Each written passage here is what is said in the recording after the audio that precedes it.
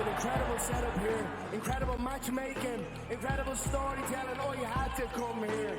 All these fighters that step in here are warriors, and all have my respect, and I'm into this game, yeah, we'll be into this, yeah.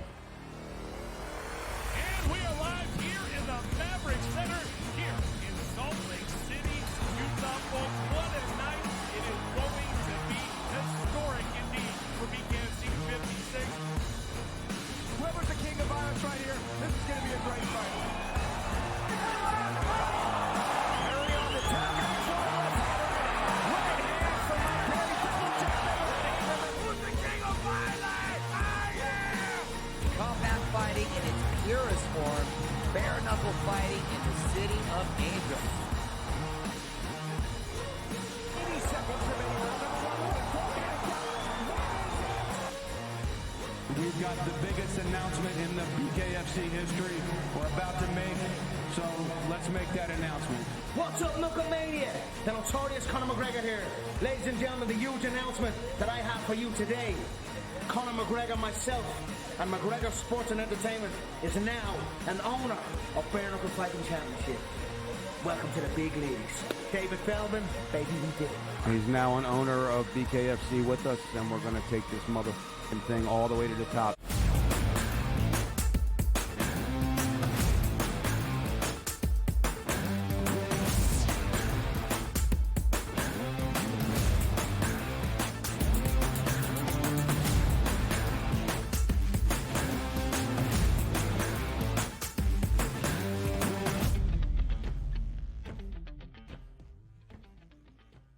Oh, yeah, it's time to rise and grind. Absolutely. On this Wednesday morning, it is September 4th, which means we are 1 day away from NFL action in Kansas City. That would be the Chiefs and the Ravens kicking off the season. And oh, my goodness, it feels like Christmas Eve today. An action-packed show over the next 3 hours. I'm Donnie Rightside, and as usual, on Wednesdays during football season, it's Dubs Anderson. I'm feeling refreshed. I'm feeling ready. It was a great show yesterday, Dubs, to start the week. Now we sit here 1 day away from kickoff in the NFL. How are we feeling out there? It's finally here, Donnie. I feel like I've been banging my head against the locker. I want to run out there. I want to put the cleats on. And you know it's football season when Taylor Swift is scheming up a couple of plays for the Kansas City Chiefs. That will do me, but plenty of great baseball over the next couple of hours, a couple of look-backs to what we saw last night, some special performances. And what about the U.S. Open? Tennis, it is really starting to fire up out there at Flushing Meadows. It is. I love it. September, October, November, Dubsy, my favorite months of the year. The weather starts to cool down. The football action heats up. Before you can, I see like tweets out here. We're like 45 or 50 days away from college basketball season, the NBA season. It is a great time, but you know what time it is now for? The 7 and 7, the hottest topics across the sports landscape, which we get down right here on the early line each and every morning with. And we will start with Major League Baseball. I'm a Philadelphia Phillies fan, Dubsy. I checked out 6-1 first inning. It looks like the Phillies dead on arrival. But Kyle Schwarber had 5 hits yesterday, which included a single, a double, and 3 home runs to power the Philadelphia Phillies to a 10-9 comeback victory yesterday over the Blue Jays. What a performance by the Schwarber guy. Somebody say Schwarber bomb for your Tuesday night. 3 home runs for the Phillies in that big comeback victory. I tell you what, now 3 in a row sitting up top of the National League East. This is a big performance. We can expect this from Kyle Schwarber. He's been doing it all season, carrying that offense with a stunning comeback from behind victory there. So well done for the Phillies and well done for Kyle Schwarber. They are going to need that, making that push towards October, Donnie. Crazy, Dubs. Like, they had to get that comeback in here. And by the way, did you know there were 4 of 19 with runners in scoring position? So they scored 10 times, which is great. But quite frankly, Dubs, probably could have scored 15 in that game. But a nice comeback victory for the Philadelphia Phillies, holding off the Atlanta Braves there in the East. But if we take a look at on the West Coast, the best team overall record-wise in the National League, it's the Los Angeles Dodgers. And how about this, a 6-2 victory yesterday over the Los Angeles Angels? It did take 10 innings, and it took 4 runs in the top of the 10th inning here for the Dodgers to win. 84th win on the season, beating down the Los Angeles Angels. Yeah, it's quite the showdown out here on the West Coast. It was a nice welcome return for Showtime Ohtani getting back to Angel Stadium, but it was actually all about Mookie Betts. Mookie, who's been struggling to see him since coming back there from injury, 3-run home run to seal this thing in the 10th. They ultimately go on to get the job done 6-2. Ohtani was strong enough, getting an RBI triple there. So for the Dodgers, this is what they need, a bit of momentum. And would we think it'd play out any other way? Ohtani going back to where he once made that jersey quite synonymous with the big fella. Yeah, said he was happy to return back home, got a nice ovation there, and rightfully so. And by the way, you got a pretty good pitching performance out of Detmers there for the Angels, Dubsy. 6 innings pitched, only 3 hits allowed, 2 earned runs, and 10 strikeouts to sort of shut down that Dodgers offense until he got the extra innings. And Walker Buehler, which might be one of the keys to the Dodgers winning the World Series, solid performance last night on his return back to the mound here as he continues to find his way. 5 innings pitched and 2 earned runs. If we keep it moving around baseball, these races are certainly heating up, and one of the best races we might find, Dubsy, over the final couple weeks of the season, it's the AL East. Yesterday, the Yankees took it on the chin going up against the Rangers, a 7-4 loss, which included a devastating grand slam when? In the bottom of the 9th inning to lift the Rangers over the Yankees here. How about that one? Yeah, Wyatt Langford coming up big with a walk-off slam, 7-4 over the Pinstripes. And I believe he got it over 407 there out to left field for his 10th dinger for the season. And you highlighted there, Donnie, this is massive in the American League East. It's now the Orioles sitting up top of the division. So for the Rangers, big showing there to rally late in that one. But again, for the Pinstripes, the Yankees not good enough. And this is the inconsistency which scares us off as we put eyes towards the playoffs. No, it certainly does. We'll see. I still think the Yankees are going to end up winning the AL East, but those are games that you must win, and devastating losses. You'll see how you can respond the very next day, and we'll see if the Yankees can do that. Talk about responses here in the U.S. Open. This is played. The U.S. Open, obviously, played in the United States, in America here, but very rarely, Dubsy, do we get Americans in tennis in the men's bracket advancing this deep, and we got 2 of them. How about Frances Tiafoe and also Taylor Fritz advancing into the semifinal, an all-American semifinal? Grab your popcorn. This will be in theaters coming up on Friday afternoon. Tiafoe going against the big-hitting Taylor Fritz. Tiafoe got the walk-in. His opponent came down with an injury. Taylor Fritz was very impressive over Zverev. And I tell you what, we're guaranteed of seeing an American male going into the final of a Grand Slam. This is the first time in 18 years we're turning the clock back. It feels like I'm watching Andre Agassi taking on Pete Sampras. But no, it is Tiafoe and Fritz squaring off in a semifinal at the U.S. Open on Friday. Guarantees an American into the final. And again, as W said, we haven't seen that in quite some time. We'll see if they can take down a championship. It would be flat out amazing, and also at a major underdog price. Take a look at the WNBA last night. 4 games on the slate. You saw the Storm invade the Sun in Connecticut and come away with an upset victory, 71-64. The Mystics, 90 points over the Wings, who only scored 86. And by the way, both of those teams playing in that game, Dubsy, only 9 wins apiece, bringing up the rear in the WNBA. The Sky got hammered by the Aces last night, 90-71, which included Asia Wilson, 30 points and 14 rebounds, far and away the best player in the WNBA. She's going to take down that MVP award. And then the Mercury, 74-66 over the Dream. An exciting night last night in the W.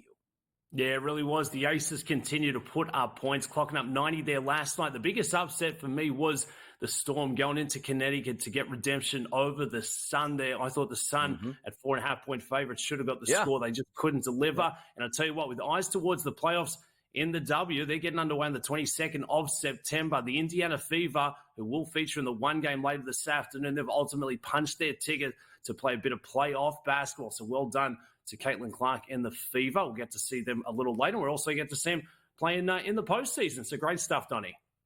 Absolutely. Coming down the stretch there in the W, setting up that playoff format. Going to be ultra exciting to see who wins that WNBA championship. Back over to the NFL, tying up some loose ends here. A lot of guys still looking for new contracts and extensions here, and teams willing to give it to great football players, which includes Cam Hayward of the Pittsburgh Steelers. 3 years, $45 million, $29 million in new money, and $16 million fully guaranteed. Cam Hayward said here, Dubsy, he wanted to be a one-helmet guy, and it looks like that only helmet he's going to wear is in a Pittsburgh Steelers uniform.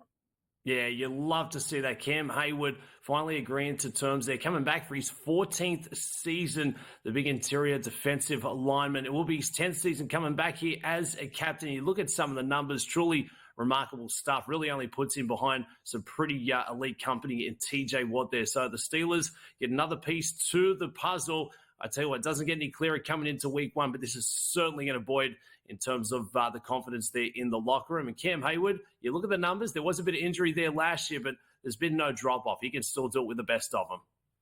Yeah, they're going to need that defense here this season if they want to make the playoffs and certainly keep Mike Tomlin's 500 or better streak alive. We'll see if they can do that. Let's head over to college football. The AP Top 25 poll was released. We have the preseason poll. We had week 0, which obviously only a couple games didn't release a new poll. So we had to wait till the end of week number 1, and it sits as Georgia and Ohio State at the top of the standings. No surprises, Dubsy, but the biggest movers of the week, USC and Miami, up 10 and 7 spots respectively.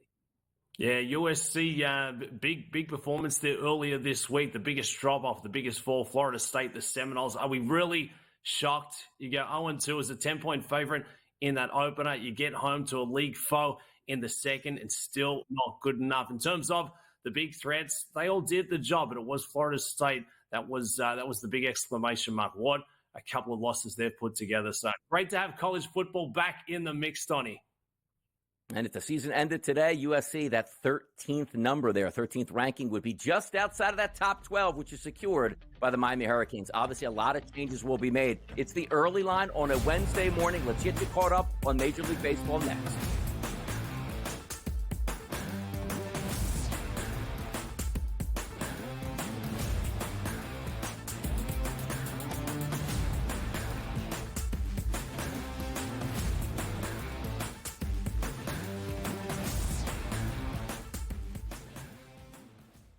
Anyone that's been to a sporting event, the atmosphere before a game, I think Game Time Decisions has that same exact atmosphere. This is our arena. This is what we do. There is going to be an energy to Game Time Decisions that you will feel night in and night out. The excitement you get when you lock your bets in, when you're figuring out what you want to do, we can zone in on the biggest games each night. I want this to be the place that people come to before the games start so they feel as ready as possible to lock in their cards. We are going to hit every single one of those markets that you need to know about. We're going to go through every single thing, and I've got a great team behind me that's going to help me get the job done. There is not going to be a better place, I promise you, than Game Time Decisions to get that new information, react to it, and be able to then bet accordingly. We will have everything at our disposal, and we will use that to our advantage. I'm Kevin Walsh. Tune into Game Time Decisions from 6 to 8 p.m. Eastern on SportsGrid. Try and set the stage for what should be a great year of NFL action. There's a handful of teams that potentially can compete for a Super Bowl championship. Confusion and uncertainty this year more than some in the past. This team looks like it's ready to make a move, but we just don't know if it's bad or good this year. J.J. McCarthy is eventually going to take over, but it's a no-lose situation for them. I mean, they suck. They were 7-10. Only on SportsGrid. Let's go. Welcome to the Live Golf Team Championship. The golf has been mesmerizing. They are the Live Golf Team Champions. Team golf is back. Oh, yes! Are you ready? Let's go!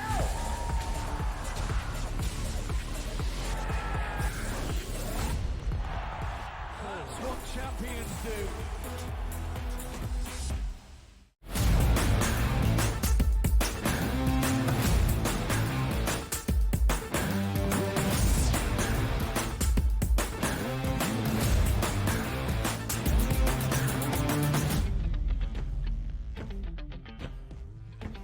Welcome back into the early line. Happy Wednesday. Dubs Anderson alongside Donnie Rightside, and we're taking it to the diamond. A look back to the Tuesday slate. It was the Cleveland Guardians coming up big over the Kansas City Royals, 7-1.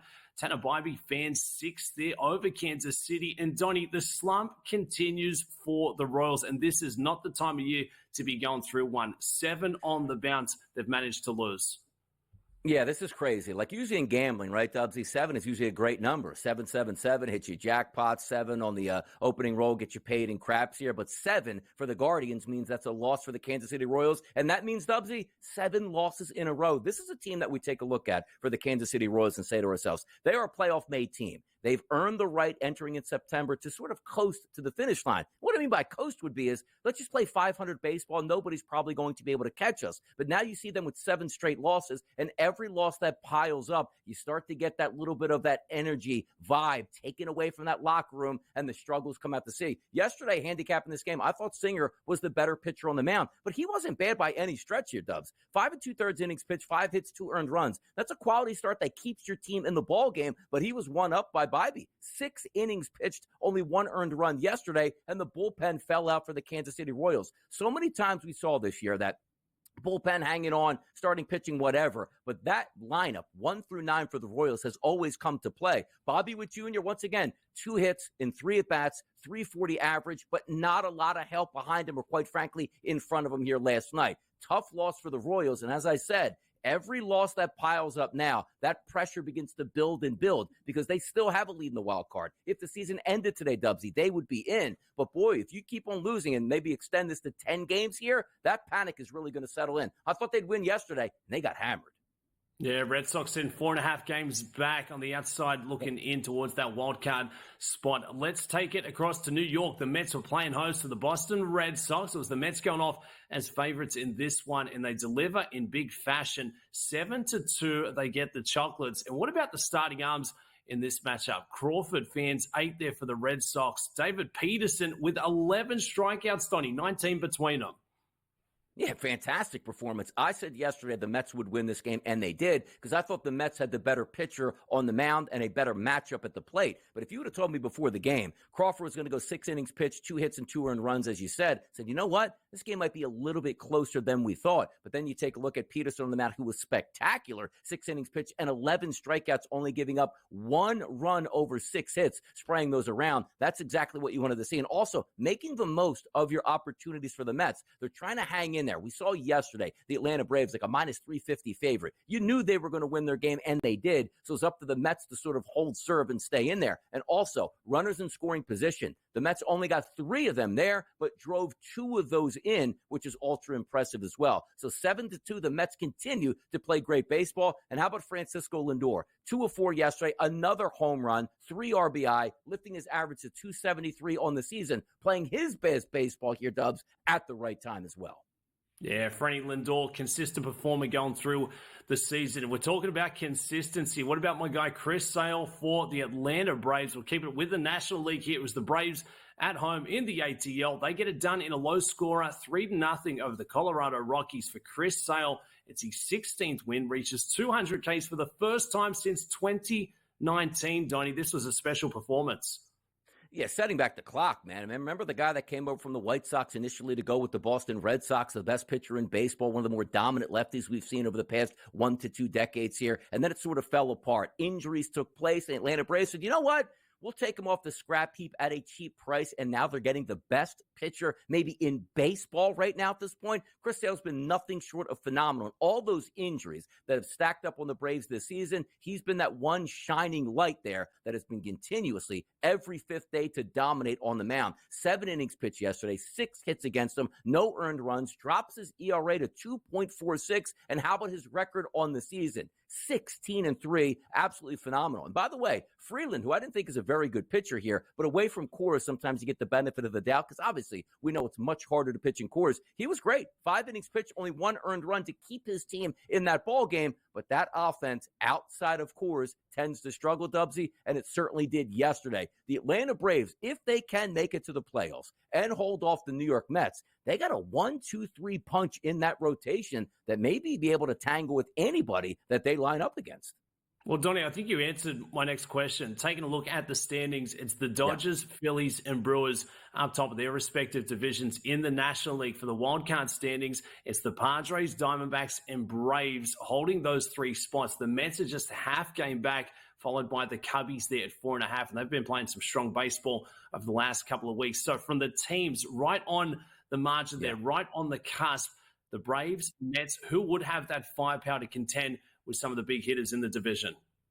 Yeah, usually, Dubsy, you take a look at the playoffs, and it's not so much about your 1 through 9. Now, granted, you want to have as many superstars in the lineup that you can have like the Phillies and the Dodgers have, but it's really about that pitching rotation because playoff baseball is no longer typically 7 to 6 games, right? It's 3 to 2 games. It's can you get 5 solid innings out of a dominant starter and then hand it off to a quality bullpen? So that's why you take a look at the Atlanta Braves. I don't think they have enough firepower once they get to the playoffs to win baseball games. But again, firepower meaning can you get the 4 or 5 runs to win those baseball games? Because if the Phillies are throwing out Aaron Nola and Wheeler, and you're going to counter with Ronaldo Lopez, Schwellenbach, and also Chris Sale, you got a chance in every one of those games here, Dubsy, which is why you look at the Los Angeles Dodgers. Maybe the best 1 through 9 in baseball, superstars across the board, but we start to look at a little bit of those question marks on the Dodgers and say, how's that playoff rotation going to set up? Who is going to actually be their guy? Because if I'm looking at just the power rotations in the National League, it's actually in the NL East here, Dubsy, with the Philadelphia Phillies and the Atlanta Braves. Those are the two teams that if they both make the playoffs, which it looks like the Phillies will and the Braves should be able to hang on with that staff,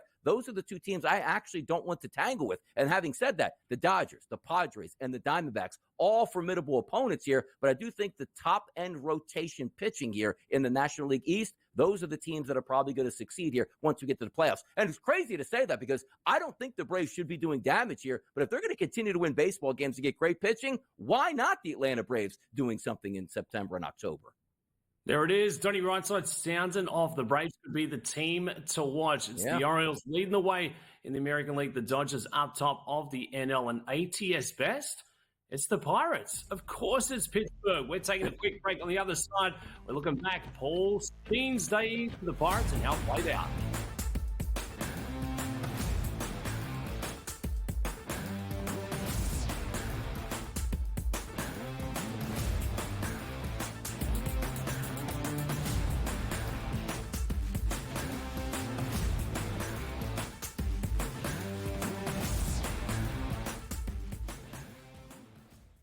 Anyone that's been to a sporting event, the atmosphere before a game, I think Game Time Decisions has that same exact atmosphere.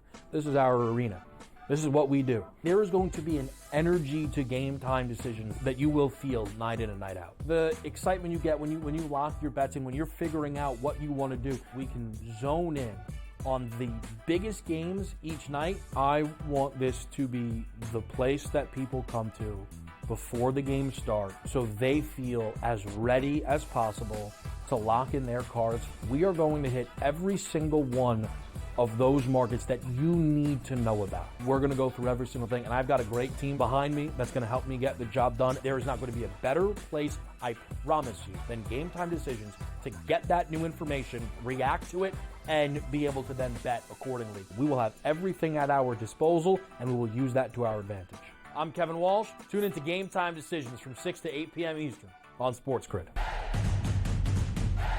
Try and set the stage for what should be a great year of NFL action. There's a handful of teams that potentially can compete for a Super Bowl championship. Confusion and uncertainty this year more than some in the past. This team looks like it's ready to make a move, but we just don't know if it's bad or good this year. J.J. McCarthy is eventually going to take over, but it's a no-lose situation for them. I mean, they suck.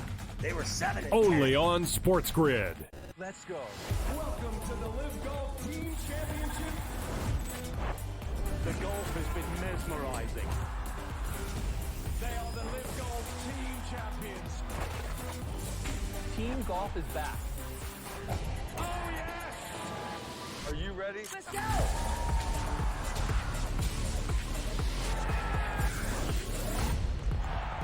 That's what champions do.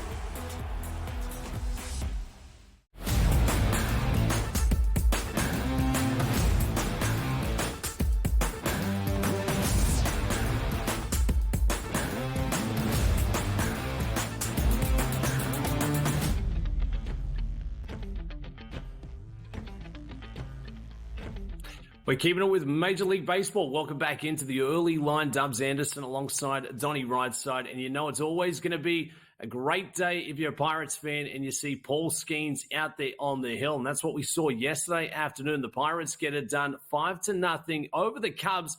And Donnie, the Cubs have been playing some pretty strong baseball, but going up against one of the young, strong phenom arms in the game.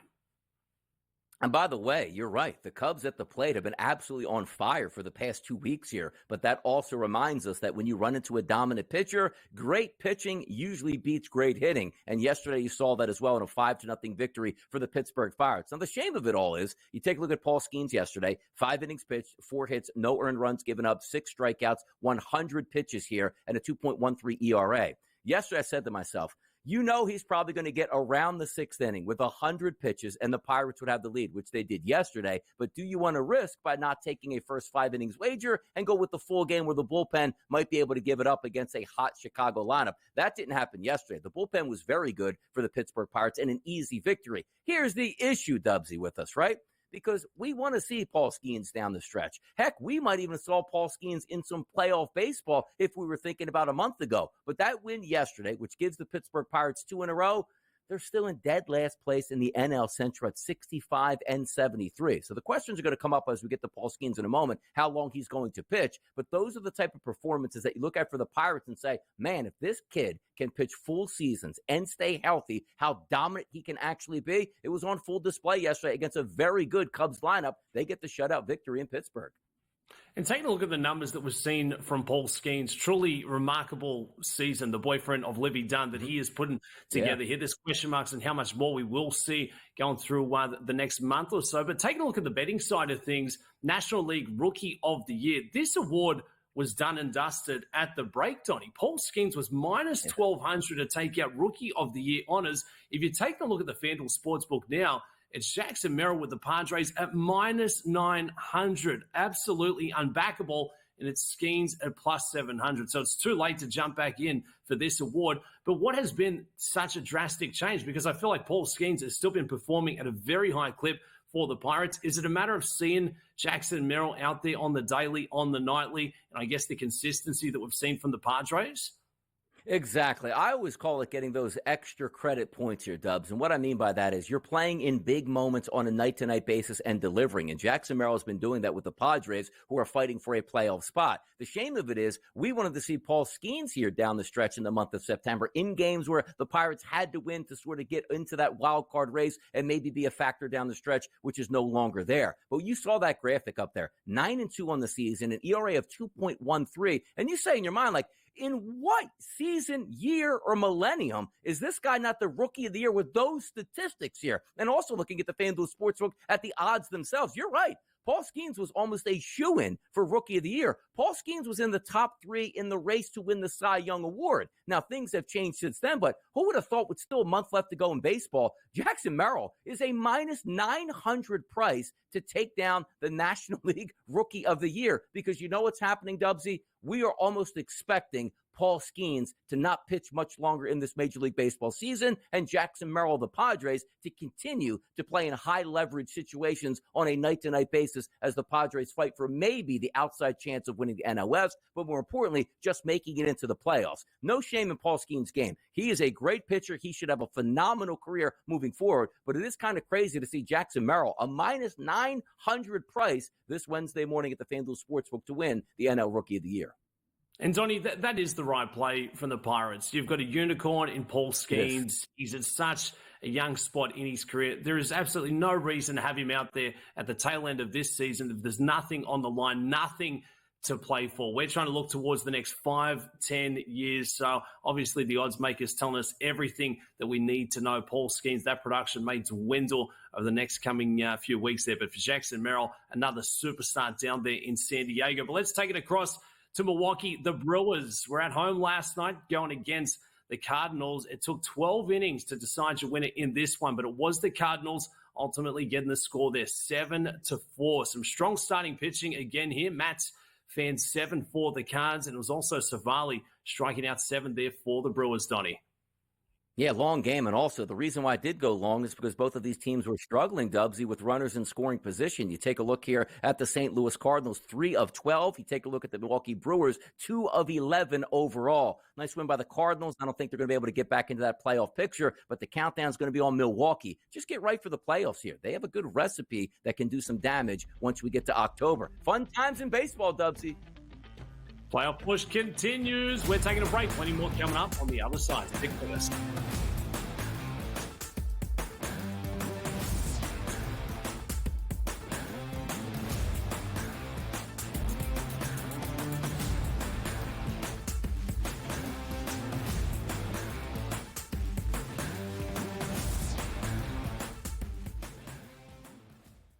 Anyone that's been to a sporting event, the atmosphere before a game, I think Game Time Decisions has that same exact atmosphere. This is our arena. This is what we do. There is going to be an energy to Game Time Decisions that you will feel night in and night out. The excitement you get when you lock your bets in, when you're figuring out what you want to do, we can zone in on the biggest games each night. I want this to be the place that people come to before the games start so they feel as ready as possible to lock in their cards. We are going to hit every single one of those markets that you need to know about. We're going to go through every single thing, and I've got a great team behind me that's going to help me get the job done. There is not going to be a better place, I promise you, than Game Time Decisions to get that new information, react to it, and be able to then bet accordingly. We will have everything at our disposal, and we will use that to our advantage. I'm Kevin Walsh. Tune into Game Time Decisions from 6 to 8 p.m. Eastern on SportsGrid. Try and set the stage for what should be a great year of NFL action. There's a handful of teams that potentially can compete for a Super Bowl championship. Confusion and uncertainty this year more than some in the past. This team looks like it's ready to make a move, but we just don't know if it's bad or good this year. J.J. McCarthy is eventually going to take over, but it's like it's a no-lose situation for them. I mean, they suck. They were 7-10. Only on SportsGrid. Let's go. Welcome to the Live Golf Team Championship. The golf has been mesmerizing. They are the Live Golf Team Champions. Team golf is back. Oh, yes! Are you ready? Let's go!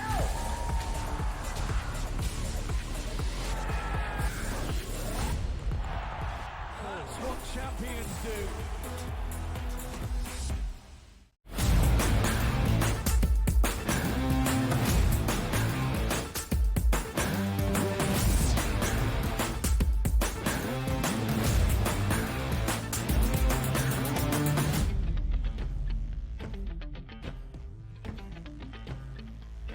Stubbsy and Donnie in the morning right here on a Wednesday, and we are one day away from the NFL start of the season. But you know who's already been underway? Week 0 and week number 1? Yes, that's college football. And my goodness, I'm telling you, I don't know if it's just me, Dubsy, being a Miami fan, watching them absolutely go to the swamp and drain the swamp and smash the Gators. I enjoyed it that much. But love the fact that we had Thursday, Friday, Saturday, Sunday, and Monday college football, and those games were delivering. So the AP Top 25 poll delivered to us yesterday. And if we do look at the top of the standings, not much change here, right? Georgia, Ohio State, Texas, Alabama, Notre Dame, a couple of those teams moving up slightly, and rightfully so. But if we start with the top, just Georgia and Ohio State, 57 first place votes went to Georgia, 5 for Ohio State. So those two teams here with those, 62 total votes are up top of the standings. Do we agree? And again, there shouldn't be much change. Georgia hammered Clemson. Ohio State with their easy victory, but Georgia playing a highly ranked opponent. They deserve to be number 1 in my eyes, Dubsy. How about you?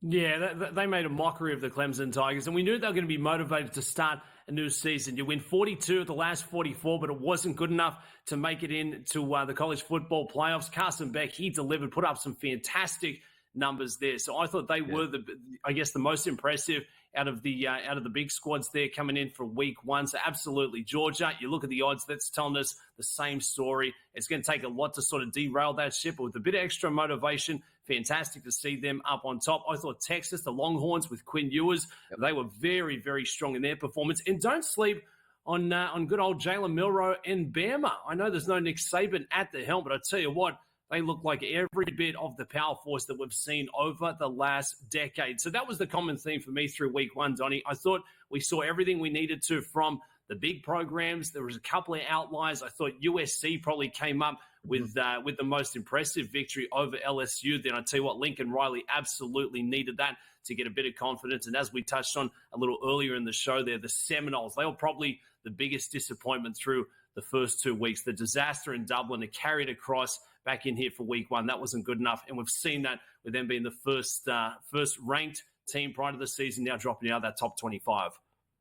Yeah, we take a look at that 6 through 10 here in the rankings here. Ole Miss 1-0, absolutely hammer job on firm, which we were supposed to do, but always impressive to see some of those scores get to 50, 60, and 70 points. You take a look at Oregon, which had a really interesting Dubsy. Final score 24-14, despite a ton of yards for the Oregon Ducks. They also now in the Big Ten. Take a look at Penn State with a great victory over West Virginia. That line at closing 7 to 7.5, depending on where you were shopping at, easily dismantling of the West Virginia Mountaineers. Then you take a look at Missouri and Michigan winding up the top 10, which is interesting to me because the national champion last year were the Michigan Wolverines. They did win by 3 touchdowns. They were favored by about 3 touchdowns, but I came away from that football game because it was a 6-point game in the fourth quarter, questioning Michigan just a little bit more. Now, granted, they won easily. Did you have any issues with Michigan's win over Fresno State? Or, hey, look, game number 1, decent opponent, handled their business, and they're going to move forward? No, I'm looking around and saying, look, if you want to be a genuine contender, you probably should put a little 50 spot, and that's what we can expect going against a couple of the cupcakes. Maybe the Fresno State Bulldogs just that they came to play with a bit more bark in that bite. But I tell you what, for the Wolverines, if they didn't get a test in week 1, guess who's coming to town here for week 2? Texas, grabbing laying 7.5 points going into Ann Arbor. This certainly looks to be the game of the week for mine. So we'll see what they're really made of. This is a much sterner test than what they got from Fresno State. So absolutely licking the chops for this one. 9 a.m. Pacific this Saturday morning, Donnie. This is going to be the marquee matchup.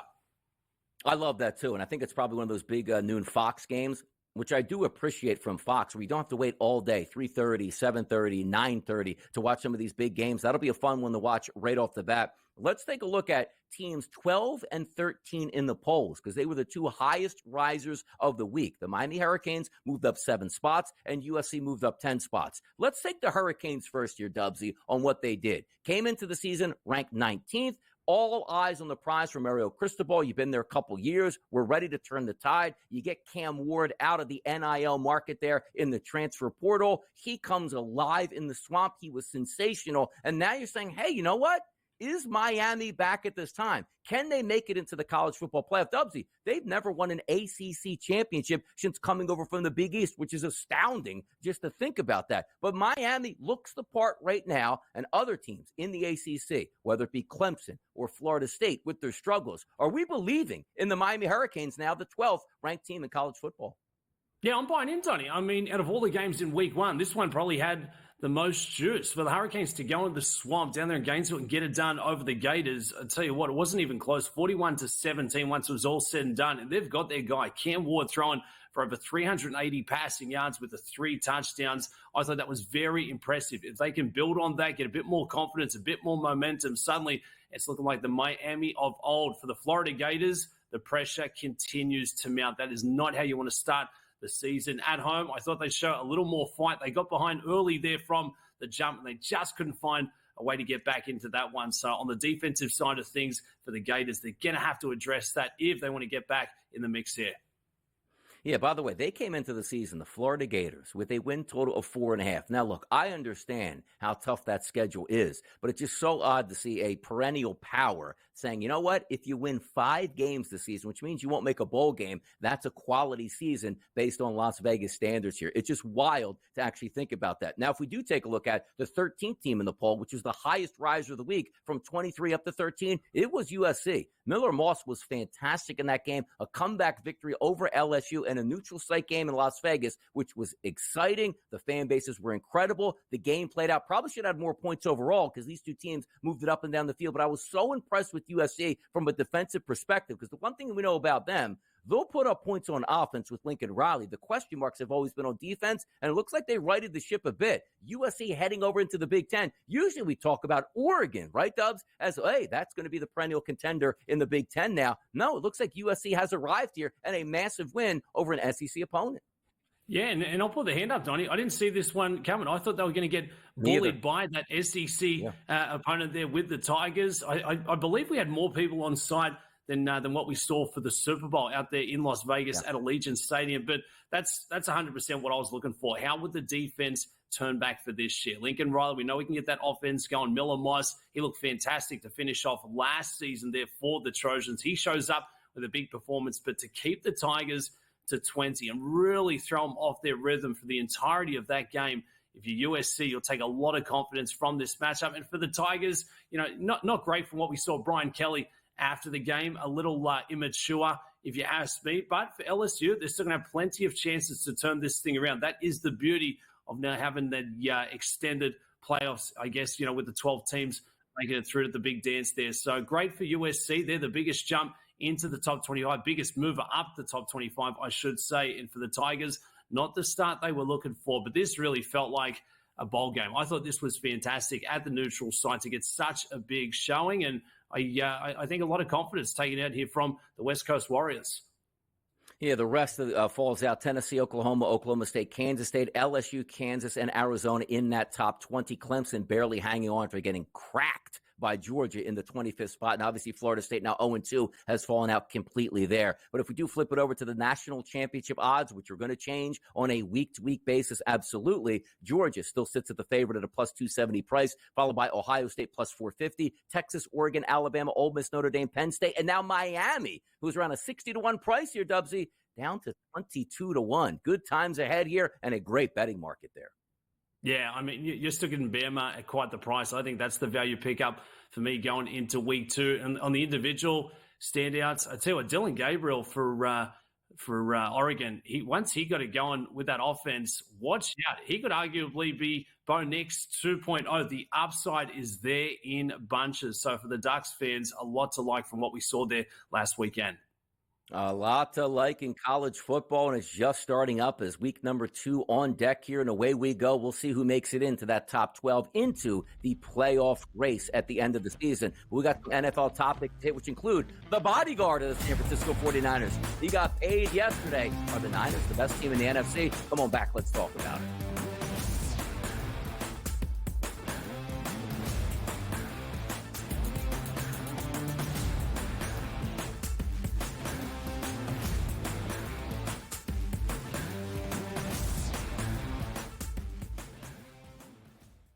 Anyone that's been to a sporting event, the atmosphere before a game, I think Game Time Decisions has that same exact atmosphere. This is our arena. This is what we do. There is going to be an energy to Game Time Decisions that you will feel night in and night out. The excitement you get when you lock your bets in, when you're figuring out what you want to do, we can zone in on the biggest games each night. I want this to be the place that people come to before the game starts so they feel as ready as possible to lock in their cards. We are going to hit every single one of those markets that you need to know about. We're going to go through every single thing, and I've got a great team behind me that's going to help me get the job done. There is not going to be a better place, I promise you, than Game Time Decisions to get that new information, react to it, and be able to then bet accordingly. We will have everything at our disposal, and we will use that to our advantage. I'm Kevin Walsh. Tune into Game Time Decisions from 6 to 8 p.m. Eastern on SportsGrid. Try and set the stage for what should be a great year of NFL action. There's a handful of teams that potentially can compete for a Super Bowl championship. Confusion and uncertainty this year more than some in the past. This team looks like it's ready to make a move, but we just don't know if it's bad or good this year. J.J. McCarthy is eventually going to take over, but it's a no-lose situation for them. I mean, they suck. They were 7-10. Only on SportsGrid. Let's go. Welcome to the Live Golf Team Championship. The golf has been mesmerizing. They are the Live Golf Team champions. Team golf is back. Oh, yes! Are you ready? Let's go!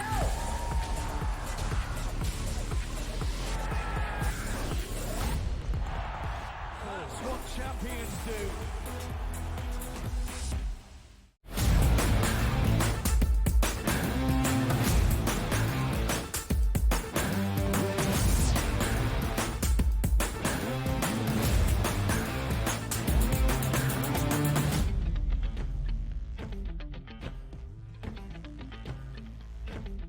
Rock and roll in hour number 1 right here at the early line. It's Dubs and Donnie in the morning. And typically, Dubs, we're sitting here on a Wednesday. Yesterday was Tuesday. Typically, Friday is payday, but not for the San Francisco 49ers superstar left tackle Trent Williams. It's reported as yesterday, a 3-year restructured contract, $3.66 million deal, $48 million wired to his bank account the minute he put his name on that bottom line. $25 million wired, but $48 million, that's going to be guaranteed for him via that signing bonus and also long-term guarantees. Here's what I want to talk about here. Trent Williams, yes, he is aging here. The San Francisco 49ers, Dubsy, want to win a Super Bowl. They could not risk playing the New York Jets defense without their best offensive lineman. He knew that as a player. The team knew it as a general manager. They came to an agreement here, and the big boy is back on the field. Superstar Trent Williams will be there to fend off those New York Jets attackers. Yeah, I mean, rightfully so, right? 36 years of age. He's not getting any younger. You've always got that chance of injury and health. He had no guaranteed money going over the next 3 seasons. He's been sitting around the last couple of months watching players with not even a tenth of the resume that he holds getting the bag over him. So he's saying, hey, I know my worth in this league. I know my worth for the San Francisco 49ers, and they understand. In that building, they know the championship window is right here. It's right now. You've got Brock Purdy on a basement bargain kind of deal. We don't know how much longer that's going to go for. You've got your wide receivers for another year, 2 years. So, look, this is a great move here. Trent Williams, he's certainly worth every single bit of it. $48 million in guaranteed money. So great stuff there for the big fella. You look at the career, 11-time Pro Bowler. I mean, he is up there with the absolute very best of them. For the 49ers, they do hold the best roster in football. I think that is the consensus, and now they get set to play the Jets on Monday night. So I think this is great stuff, Donnie, and absolutely worth every penny. Yeah, I'm with you, Dubs. Pound for pound, I like to say, but position by position, offense and defense, I do think the 49ers have the most talented overall roster. And also recognize from a position where it's like, well, he's already getting paid a lot of money, and he's 36 years old. But when you're still one of the best, if not the best offensive lineman in football, you can do this. I know a lot of people get upset, like, they shouldn't have re-signed him here. They shouldn't have gave him all that money. He's under contract. Tell him to show up. You can tell that to a backup tackle. You can tell that to an average tackle in the NFL. You can't tell that to the best offensive tackle in the league. And at the left tackle position, the most important thing you can have is security over there. They now have that. Trent Williams, along with Brandon Ayuk, back into the fold. They are full go to start this NFL season. If we take a look at some of those odds here for the San Francisco 49ers, yeah, they are the favorites here. They were the best team in the NFC last year, went to the Super Bowl. I thought they should have won it, came up a little bit short. To win the NFC West, a minus 190 price. To win the NFC title, that's a plus 260 price. And then the Super Bowl at a 6-1 number. We know how talented they are. And even before the season, they got a tough game coming up against the Jets. Dubsy, what's your feel on the Niners now that we're fully intact and ready to go for week number 1? I like it. And you got to imagine inside the locker room, a lot of the guys are buying in. You want to see the older players, the leaders of your team get rewarded. Brandon Ayuk's back in the building. Christian McCaffrey, it sounds like he's trending in the right direction. Brock Purdy, well, look, he probably wants to get paid as well, but Brock Purdy's such a nice guy. They're Mr. Irrelevant. Kyle Shanahan, look, this is what he wants to see. He wants all of his weapons, all of those tools in that bag of tricks ready to go on Monday night. Primetime spot going against Aaron Rodgers and the Jets coming into Santa Clara. The more I talk about this game here, Donnie, the more that I hear people are actually endorsing the Jets. But I love the 49ers. I think they're going to come out the gates with a lot of this great news over the last couple of weeks and lean on that absolutely stacked roster. They were close last year. Could it be the hangover of the Super Bowl, or could it be extra motivation to go one further? For some of the younger guys, I think they'll use this. They'll move it in the right direction. I like the 49ers. Second shortest price there for the Super Bowl futures at 6-1. NFC West, well, the Rams, they're going to be strong. Seattle's a question mark. And I guess for Arizona and Kyler Murray, they're looking for a bit of an uptick. But it's really tough trying to make a case that it's not going to be the 49ers up top of the West and ultimately go on to get it done there and pick up the NFC title.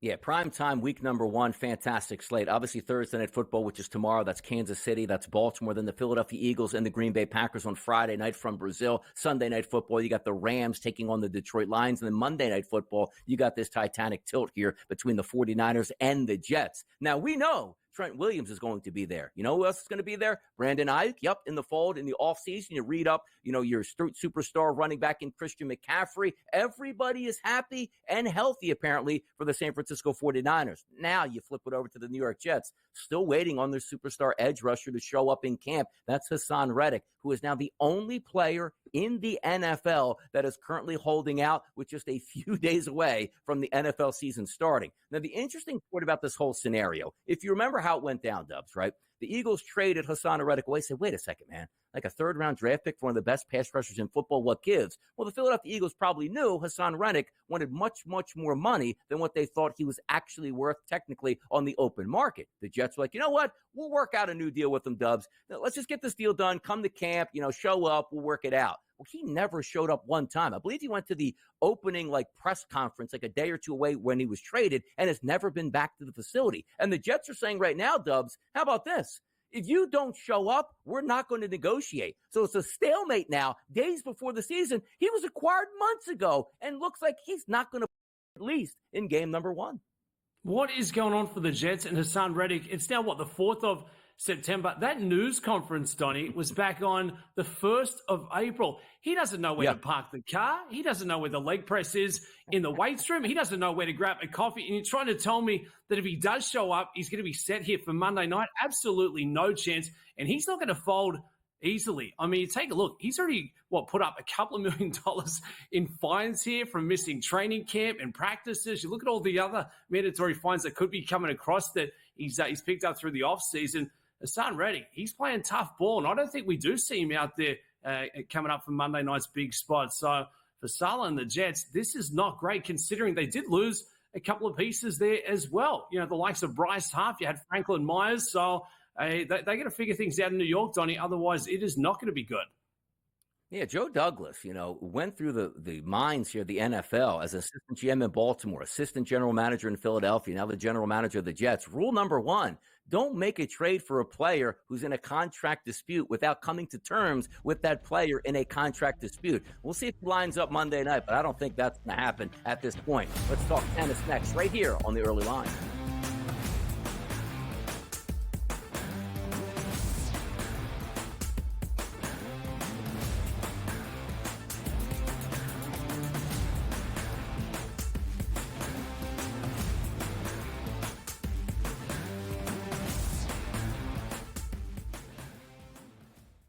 Anyone that's been to a sporting event, the atmosphere before a game, I think Game Time Decisions has that same exact atmosphere. This is our arena. This is what we do. There is going to be an energy to Game Time Decisions that you will feel night in and night out. The excitement you get when you lock your bets in, when you're figuring out what you want to do, we can zone in on the biggest games each night. I want this to be the place that people come to before the games start so they feel as ready as possible to lock in their cards. We are going to hit every single one of those markets that you need to know about. We're going to go through every single thing, and I've got a great team behind me that's going to help me get the job done. There is not going to be a better place, I promise you, than Game Time Decisions to get that new information, react to it, and be able to then bet accordingly. We will have everything at our disposal, and we will use that to our advantage. I'm Kevin Walsh. Tune into Game Time Decisions from 6 to 8 p.m. Eastern on SportsGrid. Try and set the stage for what should be a great year of NFL action. There's a handful of teams that potentially can compete for a Super Bowl championship. Confusion and uncertainty this year more than some in the past. This team looks like it's ready to make a move, but we just don't know if it's bad or good this year. J.J. McCarthy is eventually going to take over, but it's a no-lose situation for them. I mean, they suck. They were 7-10. Only on SportsGrid. Let's go. Welcome to the Live Golf Team Championship. The golf has been mesmerizing. They are the Live Golf Team champions. Team golf is back. Oh, yes! Are you ready? Let's go!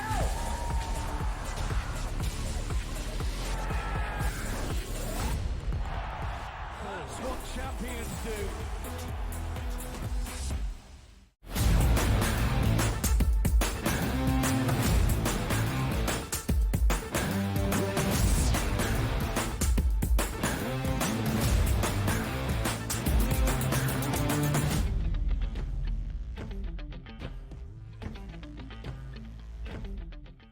Yes, the last Grand Slam of the season, the U.S. Open in New York City, obviously underway. A lot of upsets already happened. We are going to determine who is going to win a men's and women's championship at the Open. Having said that, Dubs, have we been enjoying the tennis action here in Flushing Meadows?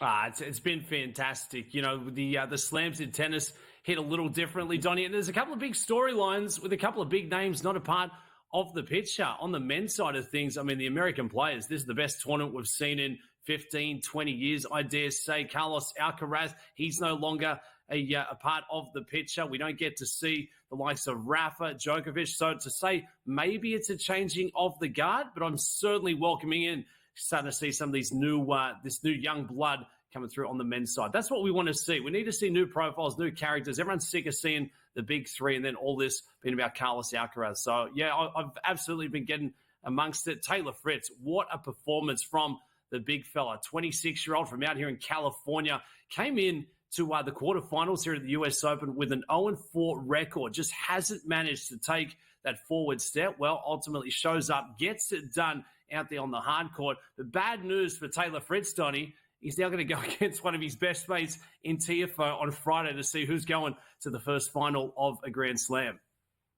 At least one moves through there. And it's been a long time. Like, we used to look, Agassi back in the day, Jimmy Connors, McEnroe. Like, there were some great U.S. men's tennis players. And it's been some time, which it should be dominant. And I always get upset with that. Like, why does the rest of the world dominate in tennis, but we can't step up to the plate? Maybe making a breakthrough in this U.S. Open. We take a look at some of the major scores yesterday here, Dubs. You had that Fritz beat Zverev 3-1 yesterday. Also, Tiafoe, these are the ones that I think you do get a little bit of benefit of because he had the lead and you also had an injury which knocked Dimitrov out, which means you don't have to spend like an extra 2 hours in that heat on the court and play. The wear and tear, maybe a slight advantage now for Tiafoe going up against Fritz. And on the women's side, Sabalenka beat Zhang 2-0, and then you also saw Emma Navarro beat Paula Badosa 2-0 as well. So we're setting up for some good tennis here as we move forward. Now, if we take a look at the Wednesday U.S. Open odds today with a couple matches, Yannick Sinner, a minus 280 over Daniil Medvedev, who's at plus 220 as a dog. Alex de Minaur, how about that? Minus 128 versus Jack Draper at a plus 106. And then on the women's side, Iga Swiatek, minus 360, a heavy favorite over the American Jessica Pegula at a plus 285 number. And then we have Haddad Maya, plus 225 versus Muchova at a minus 280. Trying to get through these names here, Dubsy, but we got some big tennis on the horizon. Hey, Donnie, you're an absolute expert. And what about de Minaur, my Aussie? He's known as the Demon. Young Alex going against the UK lad there in Jack Draper. A couple of great matchups. Look, Yannick Sinner, having a lot of people go after him coming into this tournament, had 2 failed tests with a banned substance, but has still managed to play some fantastic tennis there. He's up top of the world rankings as well, but it does not get any easier going against Medvedev, who's still at plus 440 in the futures market. He was a value place for us on the show here last week. He's a hardcourt specialist, and this is a dog who enjoys playing in this kind of environment. Medvedev is going to get every kind of abuse thrown at him, and he loves it. He eats it up. He's had a win here at the U.S. Open back in 2021, so I think we could be getting set for a bit of a takeover. If you're looking at the matchup between Jack Draper and de Minaur, the Demon, I like the Demon straight up at minus 134. Don't overthink that one. And if you're looking at creative ways to jump in and play the tennis betting where you've got a really juiced up favorite in Sabalenka, which makes a lot of sense, keep an eye on this game. I think Sabalenka gets the win, but Jessica Pegula has always played some very good tennis going up against her. They've played 4 times over the last 2 years. They've split a 2-head apiece here. And for Sabalenka to win this one 2-1, we can get plus 150. So a little plus money if we can take it the distance and play the 3 sets. It's a home game here for Jess Pegula. She is going to be buoyed. She's going to be charging off that environment, but just hasn't managed to find that way to the next step, trying to make it through to the finals here of the slams. This is the best test you're ever going to get. How about this on the men's side? The U.S. men's futures, Yannick Sinner to win the Open at a minus 115 price here at the FanDuel Sportsbook, followed by Fritz at plus 360, Medvedev at plus 460, and Francis Tiafoe at 10-1. So 4 guys at 10-1 or less. If we're taking a look at the women's U.S. Open futures here at the FanDuel Sportsbook, Sabalenka minus 120 price, Swiatek at a plus 230 price, Muchova plus 650, and then Navarro at an 11-1 price. And we just talked about there, Jessica Pegula, 13-1 number here. If we're taking a look quickly here, who was your picks, men and women here, Dubsy? Who's winning it? Oh, I think Swiatek, ultimately gets it done. I think it'll be a great matchup coming up this afternoon going against Jess. On the men's side, I'll stick with Medvedev. He shortened up, was double digits last week, now sitting there around plus 440. So I think we get an upset. I think Taylor Fritz, he'll make it through the final. Can he get it done? He's going to have to come up with his very best. Hour number 2 on deck right here on the early line, Sirius XM channel 159.